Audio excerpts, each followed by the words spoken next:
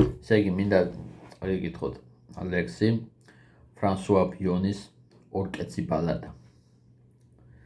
იხარეთ დატკბით, მინებდით სურვილს, ერი თუ ბერი, მონა თუ მეფე, ნუ ეგონება თუმცაღა ნურვის, იმ წალკოდებში სულ ვარდებს კრეფენ, ტრფობამ წაართვა სოლომონს ცნობა, ყმად გაუხადა ბაალს და შამაშს, სამსონს თვალების დასტყარა ტრფობამ, ბედნიერია ვინც აცდა ამას. ორფევს მენესტრელს ეძმო ამური ჩააროკვინა ქვედაქვე შარა და მიაყენა ჩანგსა ლამურით ოთხდავა ცერბერს ქვესკნელის კარად.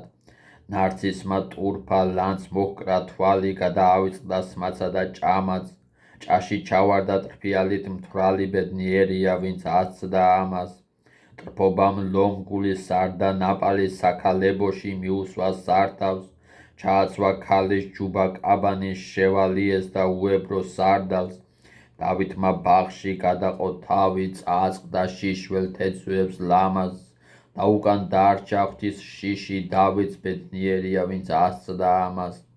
ჰეროდემ მთვრალმა იხმო მცველები, იხმოდა ეგებ არც უწყის სოგმა, რომ იოანე ნათლის მცემელი ემსხვერპლა ქალის ვნებიან გოგმანს.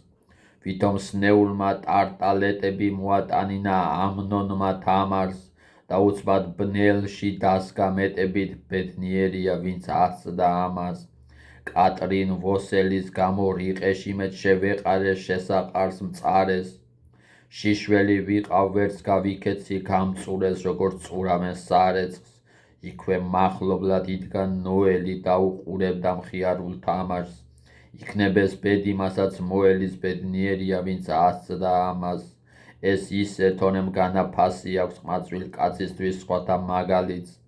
მაინც ისწორებს ბრიყვი ხასიათს ვერ აღგლეჯს, გინდათ ზედ დააკალი.